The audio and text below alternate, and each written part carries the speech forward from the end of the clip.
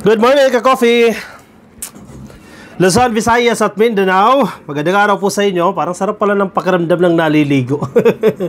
Anyway, ka-coffee, ng real talk na naman itong si Senator Lacson. Ayan.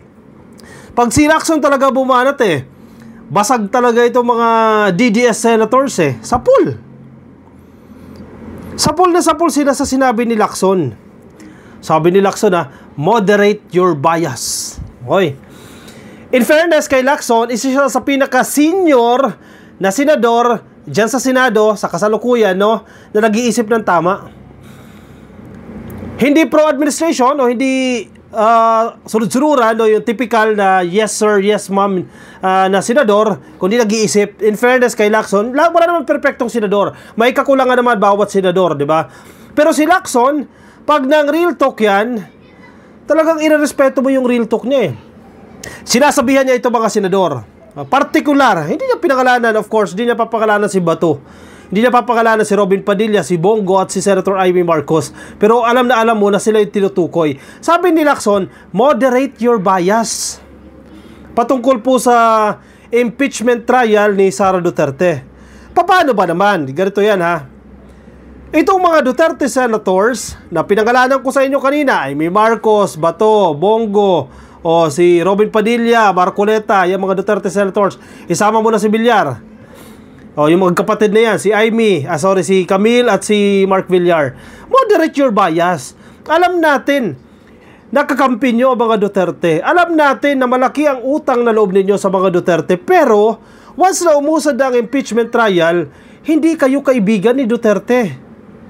Nandiyan kayo bilang mga judge. Kaya nga tawag sa inyo Senator Judge. Ano ba yung ginagawa ng judge? Tingnan yung mga pinipresentang ebidensya. Both sides yung prosecutors and yung defense. Paano nila sinasagot?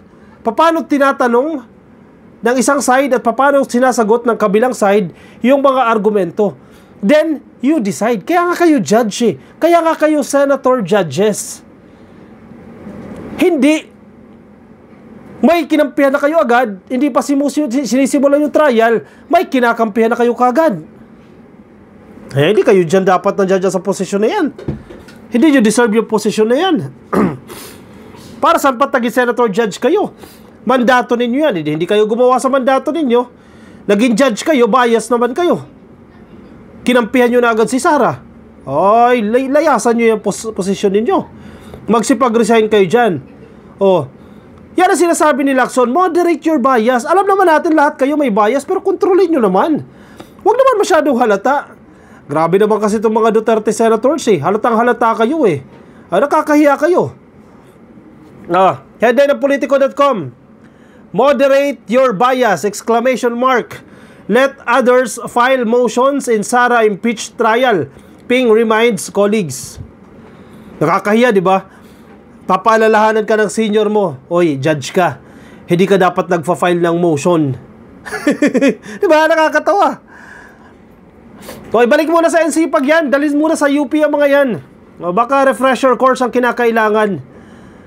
Kasi biruin mo, judge ka, magfa-file ka ng motion. Talagang know your role. Returning Senator Panfilo Ping Lacson on Sunday, ngayong araw po mismo yan, made this unsolicited advice to his colleagues who will serve as judges in the looming Senate impeachment trial of Vice President Sara Duterte when the 20th Congress opens its regular session on July 8. Lapit na. So na yung presidente natin, di ba? July 8, uupo na yung mga bagong senador. Isa si Lacson, definitely. Alamin nyo yung papel ninyo. Mukhang nakalimutan nyo na yung papel nyo balik ulit sa UP yan para mag-review ng papel nila. The veteran lawmaker who won a fourth, sixth year, ibig sabihin, pang-apat niya ng termino ito bilang senador. Ibig sabihin, nakaka-18 years na po sa Senado si Lacson. Sa madaling sabi, batikan na po yan. Batikan na yan at kabisado niya na pasikot-sikot dyan. Parang si Tito Soto yan.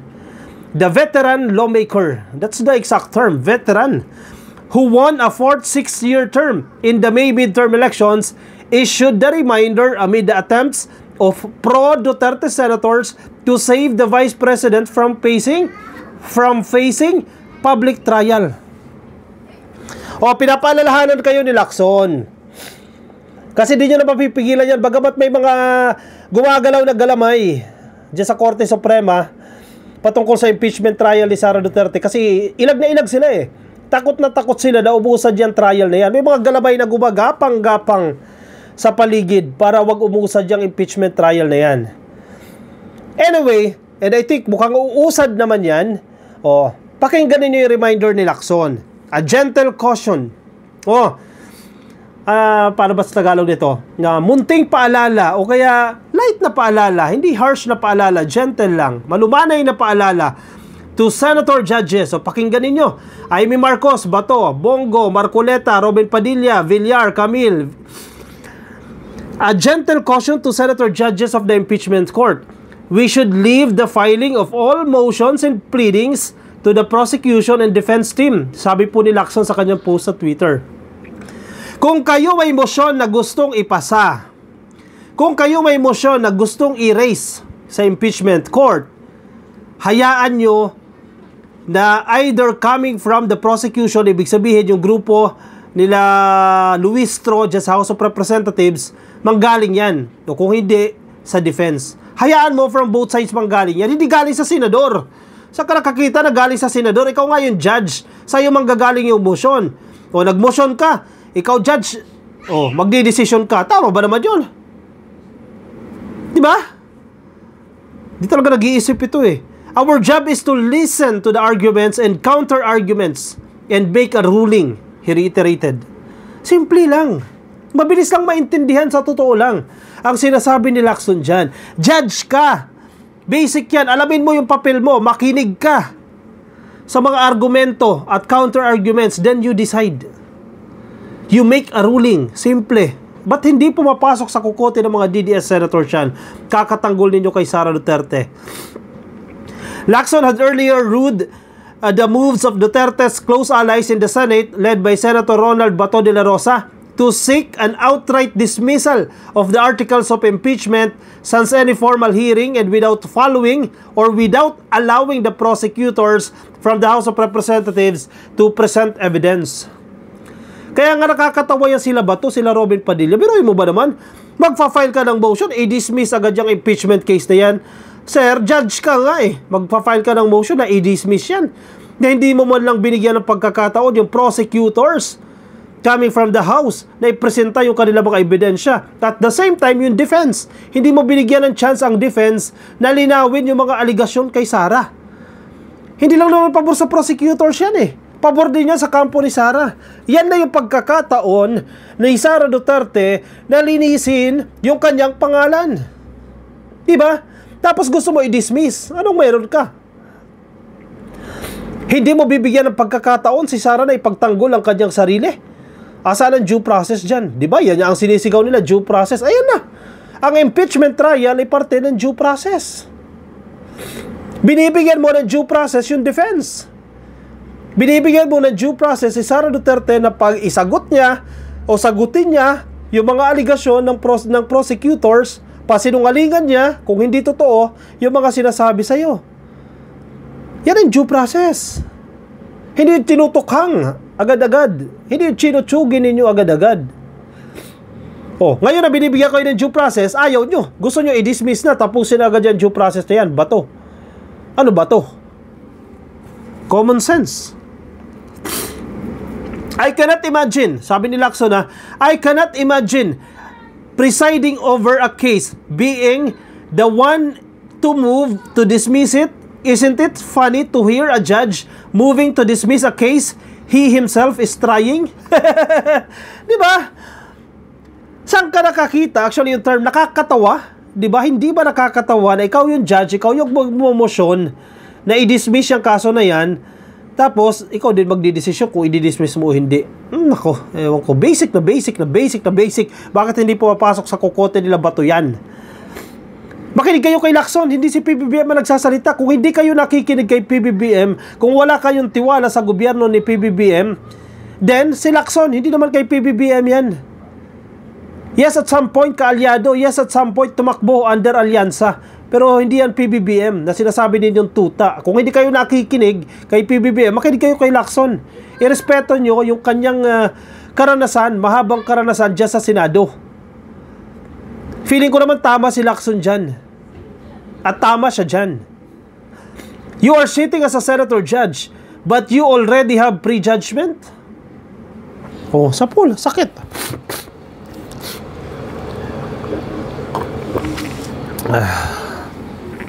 Masakit na katotohanan yan. Nakaupo ka dyan bilang senator judge, tapos may prejudgment ka na, may nauna ka ng desisyon, may nauna ka ng hatol. Saan yun? You haven't seen the evidence yet, but you already formed a judgment and moved to dismiss the case. Sapul, payang-paya si Bato talaga dito eh. Lacson, one of the senator judges who had voted to convict then Chief Justice Renato Corona in 2012, also previously said that holding Duterte's trial in the 20th Congress was the best way forward to determine if there is a conviction or acquittal. In fairness, nagiging objective si Lacson dyan. Kung hindi natin didinggin yung kaso ni Sara Duterte, hindi duusad yung impeachment trial na yan, we will never know kung acquitted siya or convicted. As simple as that. Kung hindi tayo mag-hearing, hindi natin malalaman kung may kasalanan si Sara o wala siyang kasalanan. Due process. Kaya ba to, nakakatawa, bakit gusto mong itigil na agad yung kaso na yan, i-dismiss na yan, ang hindi pa dinidinig? Paano may pagtatanggol ni Sara ang kanyang sarili? Nakakatawa na isa kang judge, meron ka ng judgment agad, nang hindi mo pa nakikita yung mga ebidensya na ipinipresenta or dapat ipresenta ng prosecution. At ganoon din po yung counterclaims ng defense. Hindi mo pa nakikita yung mga yan, ha? Partida, ha? Ano ka, magician? Ano ka, Diyos? Hindi mo pa nakikita yung mga ebidensya. May hatol ka na kagad. No! Dismiss! Agad ang kaso. Saan ka nakakita ng ganyang senador? Di ba nakakatawa lang? Duterte senators, o sino pa yung mga DDS dyan? Hindi ba kayo nakakatatawa sa idol ninyo? Ganyan ang ginagawa ng idol ninyo? Di ba? Anyway, anong update, ka-coffee? Kasi tulad na sinasabi ko sa inyo kanina, may mga galamay na kumikilos, gumagalaw-galaw ang mga galamay na gustong ipatigil ang impeachment case ni Sara Duterte at dinaanan nila sa Korte Suprema yan. Si Sara, napakinggan ko ng isang araw yung kanyang interview eh. Parang sinasabi niya kay Reginald Velasco no, ng House of Representatives, yung Secretary General, sabi niya, wag mong sagutin yung tanong sa'yo sa media. Sagutin niyo yung Korte Suprema. Wow! Coming from Sara, ha? Samantalang siya, hindi niya sinasagot yung mga tanong sa kanya. Sa media din siya nagsasalita. Yung tinutukoy nila dito, yung kautusan kasi ng Korte Suprema, ang update kasi, no, nagbigay ng utos itong Korte Suprema sa House of Representatives at ganoon din po sa Senado na sagutin niyo itong mga tanong na to. Kasi may nag-file ng petisyon, ng kaso dyan sa Korte Suprema. One, yung kampo ni Sara Duterte. Number two, yung grupo ni Israelito Torion, yung abogado ni Kibuloy. And they are questioning the constitutionality, yung pagiging legal ng impeachment case ni Sara Duterte. Kasi ang claim nila, hindi dapat yan. Hindi dapat umusad yung impeachment trial na yan dahil pang-apat na raw yan. Kasi may 1-year rule ban daw. Anyway, ilang beses na natin nasagot yan. So, yan ang ginagawa nila ngayon. Pinapakilos nila, bagamat ang Korte Suprema, very strong naman ang Korte Suprema dyan, and yung fairness, established naman yung fairness dyan. Pero may mga galamay nga na kumikilos na wag nang nasa Senado na eh, not paabutin, no? Wag nang umusad kasi nadjadya na sa Senado yan, nade-delay lang. Na wag nang simulan yung impeachment trial na yan kasi nga illegal. Kasi nga labag sa batas yung impeachment trial na yan. Yan yung kanilang petisyon, yan yung kanilang kahilingan dyan sa Korte Suprema. So, may mga tanong lang dyan. Sinisilip ngayon ng Korte Suprema yung naging proseso ng House of Representatives. For sure, ang HOR, may masasagot sila dyan. Kung bakit na-delay yan o bakit pang-apat yung case na yan, ano nangyari. Gusto kasi malaman ng Korte Suprema what happened to the first 3 impeachment cases na isinampa. Kasi alam nyo naman yan, ka-coffee, ako magiging transparent ako sa inyo. That time na pinapatagal ni Reginald Velasco yan sa kanyang opisina, yung impeachment case na yan, naiinis din tayo. Bakit pinapatagal niya yan? Though, ang explanation naman nila dyan ay wala naman daw nakalagay dyan sa saligang batas sa ating konstitusyon na dapat pagkapasa, agad na i-forward yan sa Committee on Justice ng HOR o di kaya sa opisina ni Speaker Martin Romualdez. So, yan yung tinatanong ng Korte Suprema. So, for sure, ang HOR, mga abogado naman sila dyan, masagot nila yan. Dapat galingan, 'di ba? Kung magaling ang prosecutors, dapat mas magaling din yung back end ng HOR. Kasi kapag hindi nila malusutan yung Korte Suprema, naku po, hindi uusad yung impeachment trial na yan. Kahit gaano pa kagaling yung prosecutors, yung grupo nila De Lima, grupo nila Luistro, nila Shell Jokno, nila Kapunan, kahit gaano pa kagaling yan, hindi magwo-work yan kung hindi magsisimula ang trial. Kasi yung prosecutors, magtatrabaho lang yan kapag nagsimula na yung trial. Makikita natin yung kanilang mga argumento once na nagsimula ng trial. Pero kung hindi magsisimula yan at patitigilin ng Korte Suprema yan, wala na. Paano sila makakapagsimula sa trabaho nila kung pinatigil na ng Korte Suprema, di ba? So malaking challenge yan sa grupo ng HOR na sagutin yung tanong ng Supreme Court. Ganon din sa Senado, pero mostly na tanong ay just sa HOR. Kasi tulad ng sinasabi ko sa inyo, may mga galabay ang mga Duterte na pinapakalat. Yan na. Para wag nang umuusad yung impeachment trial ni Sara Duterte. Talagang tinatrabaho talaga. Anyway, kung kasamaan yan, hindi magtatagumpay yan. Ano sa tingin ninyo? I-comment ka-coffee ang mga nais ninyong sabihin dyan sa comment section para mababasa po ng iba natin mga ka-coffee. Yung mga nasa Facebook, pasuyo na lang.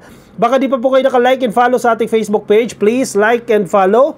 Yung mga nasa YouTube, pasuyo din. Subscribe na po kayo sa ating YouTube channel. At yung mga nasa TikTok, subscribe na rin po kayo ka-coffee. Alright, sige.